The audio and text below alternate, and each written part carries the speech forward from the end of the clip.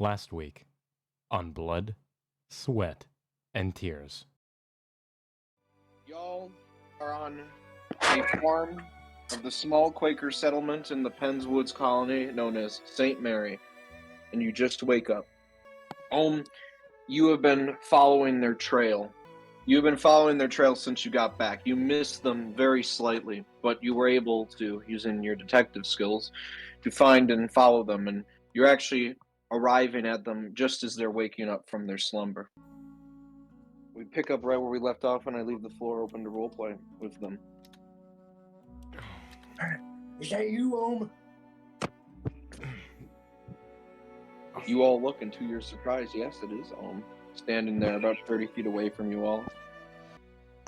Sorry it took so long. It's okay, we were just... You've been gone for months. I'm assuming... We all assumed you went somewhere far away. It's just... You left us that night, the middle of that riot, and... We could have used you in that fight.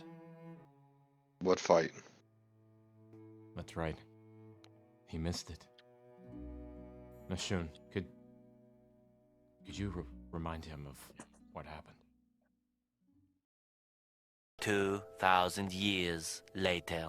Wow, I definitely missed a lot. Sarah chimes in. But we can't stay here forever. We must eventually keep heading south to Florida. Planning on heading there myself after I caught up with you guys. I need answers. What I came back to the old world for wasn't quite fulfilling. More or less, the trail got longer. All that was left was this note. Now I'm looking for... I don't know. He's got a forgetful name. Benville, whatever you want to call it. I'm going to call him Ben. Sounds like an old world name if I've ever heard of one. It's at this point, Ohm, that you notice this man on the ground, well dressed, with a mask over his head, laying there asleep. You've never seen this man before, and you do not recognize him. Who the hell is this? I kind of kick their boots to wake him up. Wait, don't wake him. Don't Don't wake wake him. him.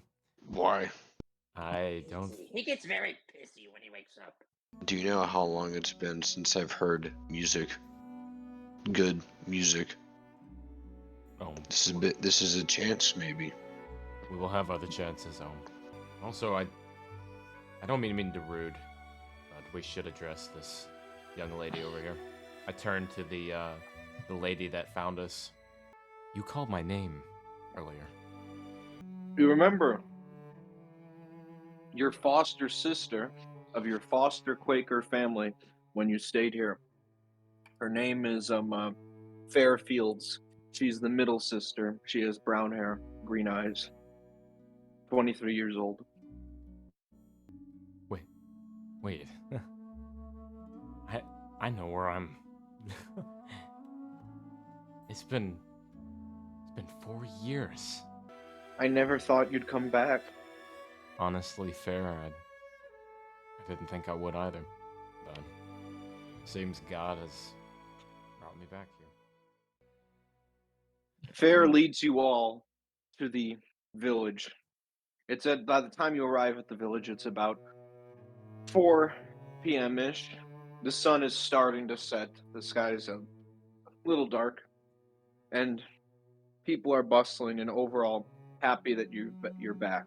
They are gathering in the streets for a party and feast in your name as people prepare tables and food. Limewell being the head chef, ordering everyone else around.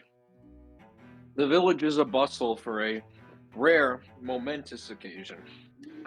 We start with Limewell, now presiding over a team of 12 Dutch cooking ladies, orchestrating a grand feast of corn, stuffing, the harvests of grain, the fresh flour, and of course the venison stew. I haven't seen Lionel this focused in a long time. Since Sarah. As you're saying that, Laughs. Limo looks at Sarah and wriggles his eyebrows. He looks away coyly and blushes.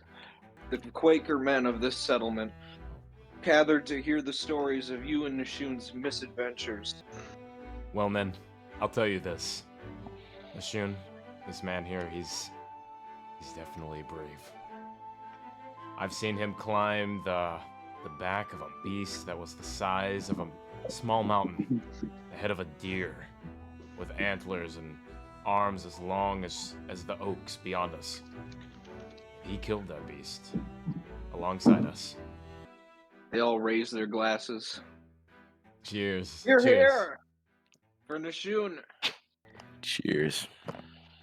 Nishun, liven up, my friend. Be merry. I haven't had a drink since we went to that bar. Well, Nishun, that's the right time that you drink again. I toast you. Very well.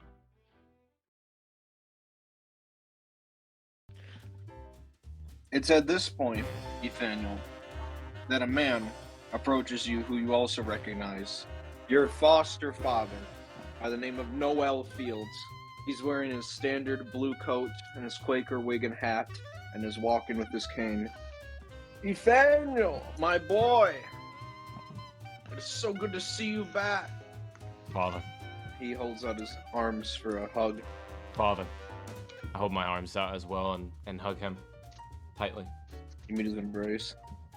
It is good to have my boy back. It's good to be back, Father. It's in God's providence that I'm here. Who are your friends here you have brought? Well, Father, that is a story for this evening by the fire. But in short, I will tell you, these friends of mine are companions that I met at a time that feels like ages and ages ago. And they've been with me ever since. We've faced a lot. We've come a long ways, and as I said, I'll have to tell you more later. But trust me, these people are of a quality that I think you would be quite astounded by. Well, I'm sure will hear plenty about it. I'm very anxious to hear all about these people and meet them. But unfortunately, I must gel with the guests of our celebration a little bit first. Yes, Father, indeed. I have to make a brief speech. He gets up on a table and slams his cane on it. Let us toast and give thanks for the return of one of our greatest brothers, Nathaniel Boone. The applause and roaring and whistling I bow my head. fills the room. I bow my head in a humbled way. As you do this, you look to your left on the other side of the room, and you see an old flame of yours with red hair staring at you with an interesting face, clapping. And then you see your sisters, Daughtry and Fair, clapping as well together. But then, at the other side of the room, you see your other sister, Ella. She's sitting at the back, trying not to stand out too much. You can see her always unkempt blonde hair sticking out of her bonnet as she anxiously fidgets on the bench. Noel then steps down and says to you, "Now gel with the guests a little bit more, but once the sun sets, I'd like you to meet me at the center of town. I have someone I'd very much like you to meet." Yes, Father. And thank you. A woman comes up and she says to everyone, "We have brought the musicians in from out of town. Let us celebrate, people, for the return of Nathaniel with song and dance."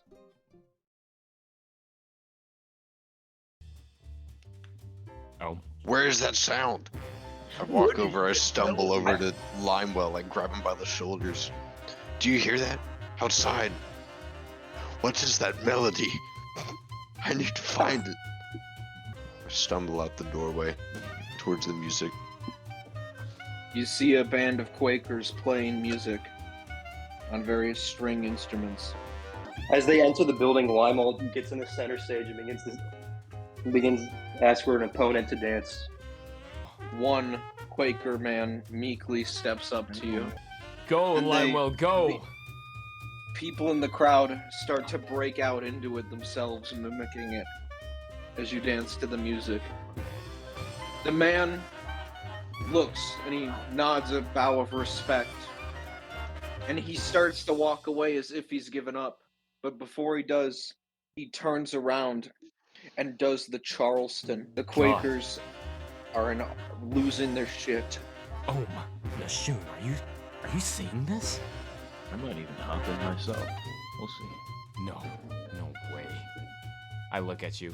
I'm dumbfounded. I've never heard you ever say anything about dancing before in our entire journey. The Quaker man laughs a little bit at your display before busting out into a new dance of his own, improving off the Charleston, but going in a sort of line back and forth. And then he ends it by doing 3 backflips in a row, landing on his only 1 foot each time. And then in the most serious face, he turns his neck and looks at Sarah and does blue steel No. and runs over and pulls her in to do a duo dance. The crowd, you pull it off and you land, and the crowd goes fucking wild. And then after I land, we slowly spin, and only we land an inch away from the other man. He looks at you in awe, and he looks shocked. But then a look of determination comes over his face. He looks over to Daughtry, and he motions for her to come, and she does.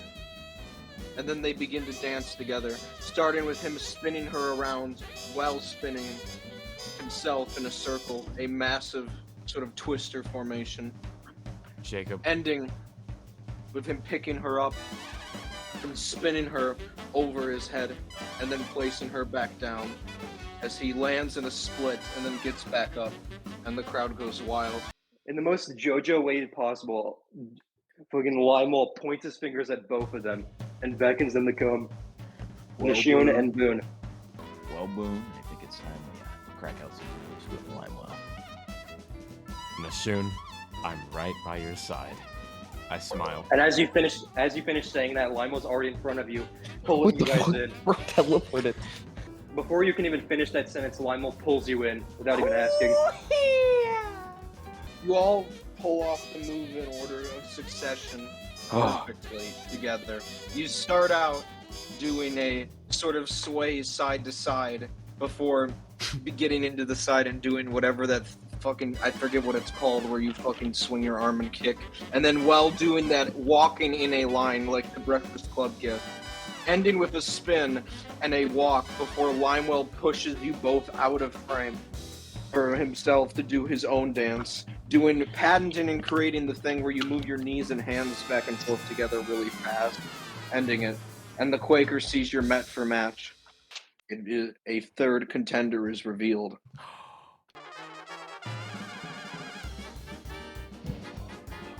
The crowd splits to reveal Ohm with 4 backup dancers. What of the Quakers. fuck? The Quakers are surprised incredibly at this. Oh. Holy shit. This new contender. Ethaniel and Nashun have been rejected from Limewell's team. And the dance battle between 2 has now become a dance battle between 4 parties. Bard, you awake being tended to by 4 Dutch women because they think you are very sick. And to your surprise, almost as if you are dreaming, you are watching what appears to be a dance battle between Ohm, someone you have not seen in ever, and Ethaniel Nashun, Limewell, and some other dude at a massive Quaker party. Kind of puzzled, he kind of looks around and he goes, am I still dreaming? The Dutch women help you get the stew off you as this dance battle reaches epic proportions. The Quaker man originally is going to go first. It's a desperate attempt. The Quakers watch as you start originally high energy, but then you go into a loose, groovy dance that still fits the music and vibe, but with much more self-confidence and not a need to overstate itself. As some of the Quaker men start to watch and sort of become your what is the equivalent of your dance disciples, and they look to you for your inspiration. All right, so all of our dancers, all 4 of them are lined up in the back, and they start swaying from side to side. And I'm out front. I start walking in a circle. I get lower and lower and lower until to the ground, and then all of a sudden I break out on flares. Yeah. This is a dance of unseen proportions.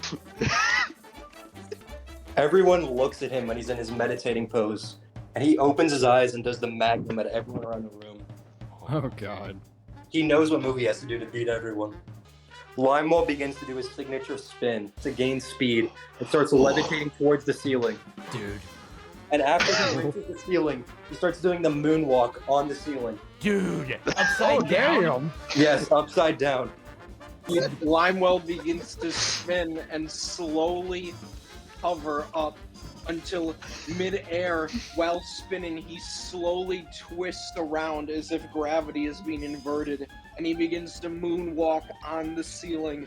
And He all starts of the moonwalking shit. towards Sarah, and then from the losing ceiling, he their looks at her and shit. blows her a kiss. Like, this is like not even like awe. Like some are in awe, others actually start to panic and run away because they are afraid. Lionel starts to on a form. Lionel's moonwalking towards Sarah, Dude. and once he's above her, he looks down and blows her a kiss. And then in the most graceful way, he falls from the ceiling and lands in front of her, and leans in for a kiss. Okay, all the dancers kind of start doing a little freestyle jig, all right?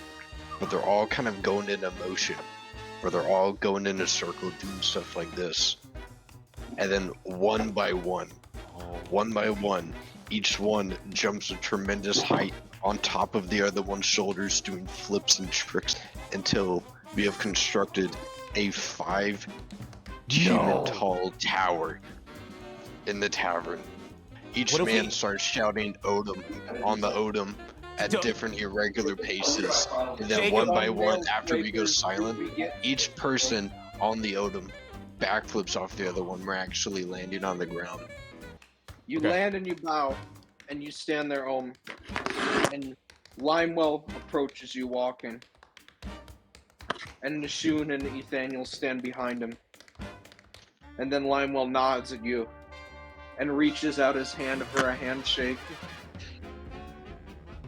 It is time, friends, for the last dance. Lionel picks you all up, No. and we recreate a reverse pyramid, an upside down triangle formation to do this dance. Dude. Lionel's the base, Nishun and Boone are on the wings, and Ohm is in the middle. You all do the pyramid. And the Quakers are united. The lines of division stone from the various cults of the dance battle as you have all united as one. And the party roars with excitement, and everyone is just dancing now. Man.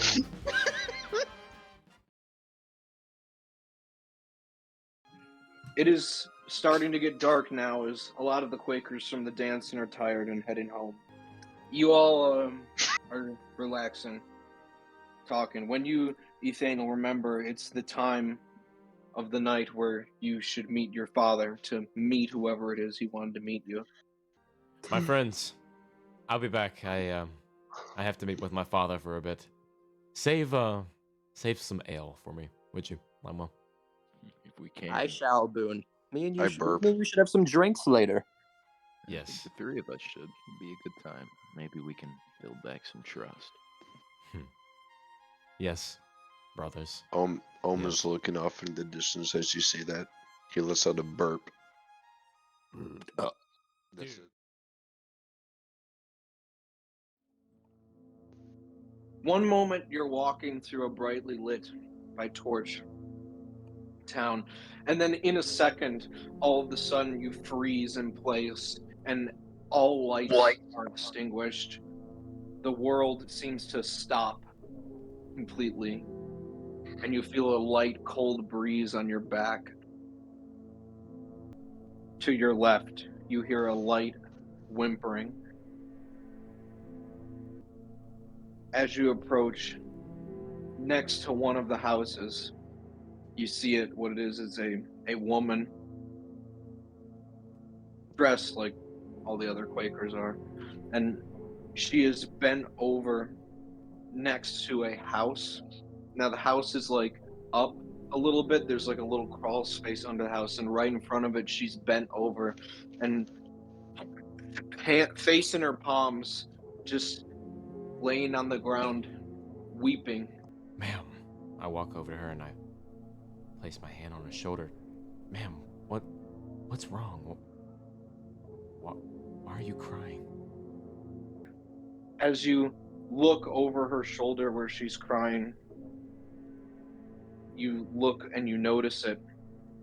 Under the crawl space of the house, just sticking out barely, is a pair of feet.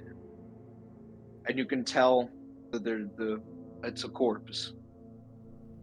And it's been sitting there for some time. It's practically rotted. My God. And then suddenly you snap back and you're right back where you were. You walk being unnerved by that experience. And that's when it kind of hits you as your brain just randomly wanders. It's been so long and you've been through so much, you don't remember what caused you to leave this place as you arrive at your father's house. It is a colonial era 2-story house. Fairly large, but not huge for this era. It's about the size of an American suburban house. And it's got 2 chimneys on either side and a nice porch. It's painted white. It's a large house because Noel, your father, is one of the most influential Quakers in the community. When you chose to hide your identity and blend in with the people that you sought to be like, you picked naturally the most advantageous position in the whole community. I smile and look at the house. Brought back a lot of memories of a simpler time when I was reestablishing myself as a person. And I slowly walk up the steps onto the porch, trying not to stamp too loudly as not to darken the white porch with the dirt from my shoes. And I approach the door. And I slowly knock with 3 heavy thuds. Your father opens the door. Ah, yes. Boone, welcome home. He holds in his hand one of those little plates with the rings on it that you carry candles on. We, unfortunately, your mother had to retire to bed. But I am up, and so are you, as he leads you through the house to the sitting room. You enter the sitting room, and sitting in a chair already is a Quaker man of seemingly similar age to your father, but different demeanor. Father. This man here is a great man I have come to know by the name of Monty Burton. He's from a neighboring settlement, and we have called him in to replace Thomas after the previous incident. I kind of look at you with a little bit of a look. Incident, you say? I don't recall. Might I ask what happened? Oh, surely you must remember. Suddenly, Nathaniel, you're brought back again. The lights are all out everywhere. It's dark, and you feel the cold breeze. Your father and his friend, his acquaintance, have disappeared from the room, and you're back outside the house. But you open the door and you come in quietly, just like you did when you got here. And you walk through the rooms to the sitting room, remembering. And then on a bookshelf, you pull away some books, about 3 or 4, to reveal a little hatch that you open. And out of your pocket, you pull a cloth soaked in blood, and you unwrap it one last time. And in it, you see a dagger covered in blood. You wrap it up quickly and put it back, and put the cover back over it, and put the books back on the shelf. And then you're back to reality. And from that flashback, you remember um you remember what the incident was that he was referring to. Um Thomas used to be the I don't know if there's like a term for it that I don't know, but like the second in command preacher of this settlement, Oh. but he was murdered. He was Oh. killed. Well, I'm happy God has blessed you with someone to take his place. God rest his soul. I put my hand over my heart. Yeah. I find myself thinking about him still sometimes. Hmm. But we have found ourselves a good replacement here in Monty. Monty, come get up here and shake hands with my boy. This is Nathaniel Boone. Walks over to you and he extends his hand. He has a sort of grimace on his face. He sort of just naturally carries that with him. I outstretch my hand to meet his, and I look into his eyes, and I see this, and I know that he knows not of what truly happened that night. Only I do. But in this fact, I look to him and I timidly smile, but I know he can see something there, kind of a shyness. But I attempt to wash that away with a widening grin and a clasping of his hand, tightening to show strength. He grabs your hand firmly and he looks in your eyes. And much to your dismay, you share a look with him that you both unconsciously know. As if you're both saying to each other, I know you're kind. This is, you look awfully cold. Are you okay? You feeling okay? I kind of snap back at, yes, Father. Sorry, I'll be honest with you. I did get a little stumble a little bit in my words. I did get a little active tonight with dancing, and I don't know. Maybe that venison had gotten a little bad. Not to slam his cooking, you know. Anyways, yes. Good to see you. And I need to be going. I need to get back to my friends, Father. I'm kind of hurried in my departure. It's very uncharacteristic of me. I seem stressed. You return to the main area. Guitar Well, Bard's just kind yeah. of playing a relaxing tune on his lute. Nathaniel arrives at the group. You can see all of you. You can tell in his face he's visibly a little shaken. Ah, Ethan. Are you alright, Nathaniel? You good, man? Yeah. I kind of stumbling still with my words. I'm fine. Yes. How are you? How are you all? Good drinking? Good times? kind of half smiling, trying to bring up the Yeah. mood. Lionel pours a cup for Boone and outstretches it to him. I was just learning a little bit about Ohm here. I grab the pint from Limewell and I shoot him a kind of a smile, a really happy smile. That small gesture right there meant a lot. Right now, Lionel just has his arm around Sarah and she's just relaxing. Yes. He's not acting crazy. Take the pint. one. I take a sip and I look to Bard. Ah, getting to know Ohm. Yes, he like you is an explorer of sorts. Look to Ohm and I smile. He's got a lot of interesting stories and places he's been. I feel like you two will make great friends. I nod, I hold my glass up, and I say, stay tuned. We must all. I raise my glass. Stay tuned.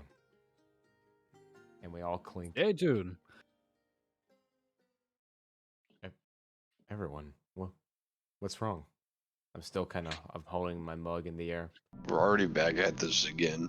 As he stumbles out of his rocking chair and kind of fumbles into the side railing where they are. What do you mean again? What are you guys talking about? You didn't hear that? No. Only Bard and Ethaniel notice this. You look around the houses because you're in like a town square part. You're like in a big open area, and you start to hear locks clicking on doors, and you see people shutting shutters and extinguishing candles. Oh, this is not good. Whatever this thing is, we need to get inside now. I think it's too late. We are literally locked out. You look to like I don't want to call it an alley, but it's like a gap between two houses in the darkness. Oh no. And you see a figure standing there. It's about 60 feet away from you. It looks humanoid, and it's about 1.5 feet taller than Limewell. Oh, that's a giant. That is fucking massive. That's so that's terrifying. Like 8 feet. That's 8'4". Do you see anything, Daniel? I'm speechless in this moment, but you all can see that I'm looking at this one spot, and you all are trying to look as well, but you're not seeing it. I just kind of stumble over to Ethan. I put my hand on his shoulder. I put my face next to his to see where it is, like, more accurately. At this moment, Ohm just eats. He pulls a flower out of his bag and eats it. Kind of burps again, and he's just walking a lot less wobbly. And then he just sneaks around back. Bard is gonna kind of turn to where Ethaniel's looking to see if he can see what Ethaniel's looking at. You see what he's seen. You see the shape in the darkness. Same thing. Vaguely humanoid, about 1.5 feet taller than Limewell. I can send some light over there without us having to get close. Oh, yeah, that sounds like a good idea. And with a light hum, he casts dancing light and sends one over to the figure. You all wait in suspense as this little light created by Bard floats through the air and over. And it gets to the point where it can illuminate this thing. And you get to see it.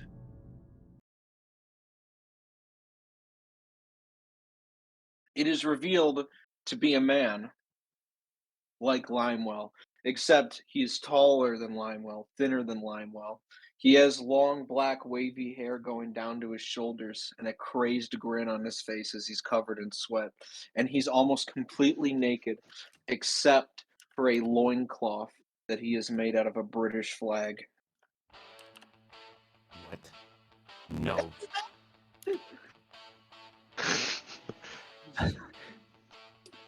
God. Dude. You know who I am? It's fun. Who are you? I'm the Michigan Wild Man, baby! He looks at you.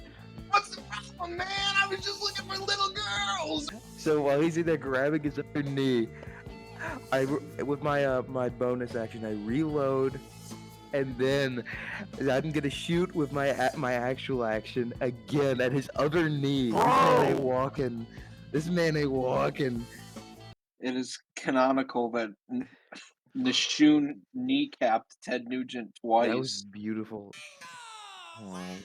Having both of his knees been shot, he collapses to the ground and he uses his hands and he starts to crawl rapidly. He charges at Nathaniel on his hands like a gorilla. Ted Nugent tackles you. Oh boy. He grabs you and you fly at least 40 feet from the speed he was running before you land to the ground. He doesn't really care. He just turns around and heads back towards them. He tries to put you in a stranglehold, but you manage to swat his hands away. I'd like to take out my long sword and run full speed at him with an hysterical laughter. You slice his arm. As a bonus action, he's gonna cast Flame Blade, and then he's gonna try and decapitate him with the Flame Blade. Oh shit. In one swift motion, you decapitate Ted Nugent. And with the end of the song, his head goes flying before it lands on the ground. As his body dies. Then he dies. Oh my The god. party has slain Ted Nugent. Us right now. Was that canonically just fucking Ted Nugent? Can it be? Yes, he is Dude. the Michigan Wildman. A door open and a woman runs out. This miracle! They have slain him! The wild man! The town comes out and they begin to cheer. A man walks up to you guys. You've really done it. He's been terrorizing this town for the better half of 4 years. We've lost at least 3 little girls to him. Guitar Bard, as he's standing there, you can see his hand shaking in anger, and just kind of lets the flame blade go and lets it dissipate into the wind. And he goes, "I'm just glad you guys will not be bothered by this monster." I walk over to Ted Nugent's head and I kneel and I pick it up and I just look into his face. It is at least 3 times the size of an average human head because of his gigantic proportions. The Quaker men come out and start chopping up Ted Nugent's body. And like the fucking basketball today, dude, I fucking invert my hands and I do the tricep throw to you like a fucking basketball, his fucking head, and you see it flying towards you. It's like the fucking jack-o'-lantern thing from Fortnite when you do the rocket launcher. God. Yeah, I'm gonna take it and keep it. I'm gonna put it in my bag. And I'm just Dude, gonna keep yeah! Ted Nugent's head. Yeah. Yes, I'm going Wait. to. You all go to your beds in your various places of staying where you've been allowed to stay. Nathaniel, we won't do Nathaniel first. Bard gets some sleep and dreams of home. Sarah and Limewell shack up together and enjoy their usual festivities before bed. Bruh. Nathaniel lies awake, worried about a lot of things.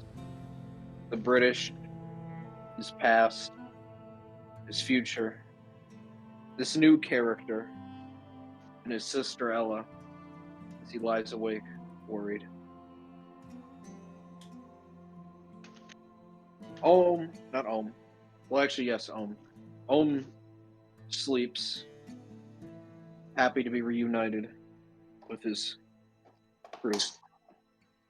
And it's good to be on the same adventure again. And Nishun, for the first time in a while, sleeps peacefully without the mind flare. Thank God, bro. I was worrying. I was like, man, we're gonna hear hello, Nush. You. No.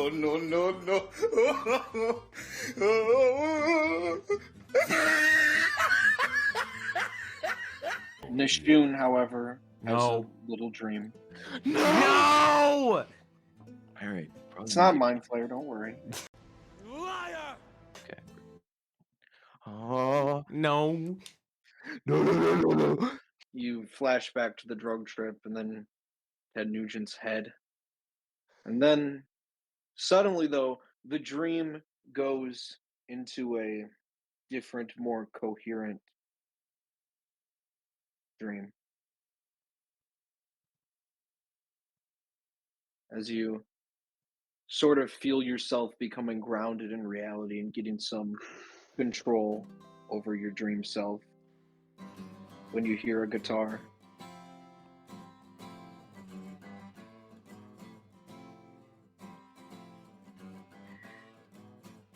You look over to your left and you identify the source of the music. You're in this sort of grand hall. This sort of grand hall with big windows, and the light is shining in through them. And you look over and you slowly walk on the other side of this massive room, this massive empty room, as the man you saw before in a previous vision, the man in the white robe who took the child with the guitar, is here, sitting in a chair, playing an acoustic guitar. As you approach him, you start to notice the deep decoration on his robe. It is a hooded robe, and it is white, and it has oriental drawings and stitchings of flowers and stars and constellations and dragons over it.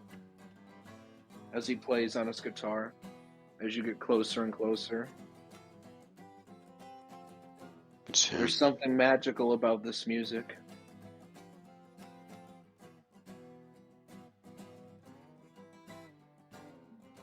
You sort of just get close as you can and stare as he continues to play.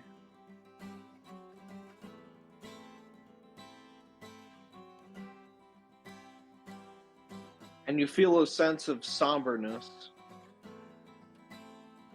But you, for some reason, your brain connects this to when you were going through your village, finding everyone slaughtered. And it's interstitching flashbacks between that and this. As you get closer and closer to him, as he plays.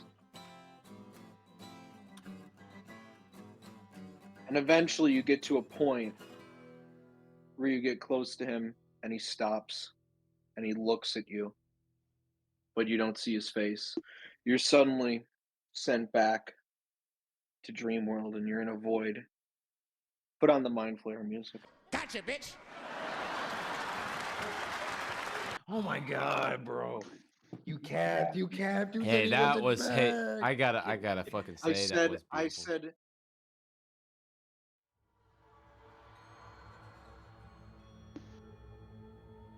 Suddenly, in the void world, you see a purple humanoid shape materializing in front of you, of the well-dressed silhouette. Nishun. Nishun, you have to wake up. Nishun, it's critically important. You have to wake up.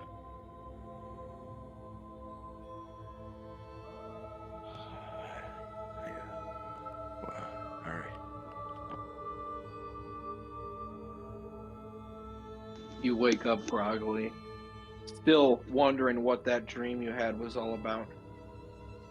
Where have you been, Nishun? I've been unable to contact you. There's been some sort of fog in your mind preventing me from getting to you.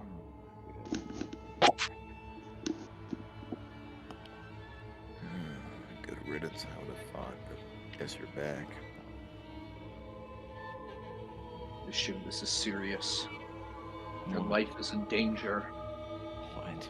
All of your lives are in danger. I was unable to see where you were going in your lapse on your drugs. But you have waltzed right into a trap.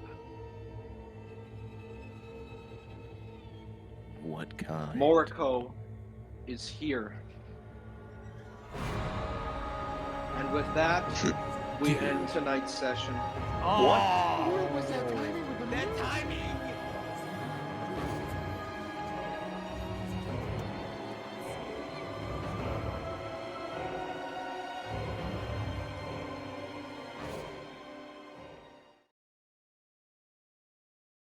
Ah, nice.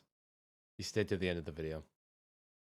Well, there were some really funny moments in the full version of this, which you can watch on the YouTube channel, but I did want to include these 2 funny moments. So enjoy these bloopers. Everyone, what's wrong? I'm still I'm holding my mug in the air. I kind of interrupt you and I just kind of lean out of the rocking chair and my glass falls over and I take my sword out like, we're already at this again. And then I kind of stumble into the wood side of the bar. Hold up. Did you not hear that, Boone? What are you doing, dude? I'm shitting. Caden, Oh my Caden, God, stop. bro. All right, hold up. God damn it. We're gonna have to pause. I can literally hear the toilet and you pooping and everything.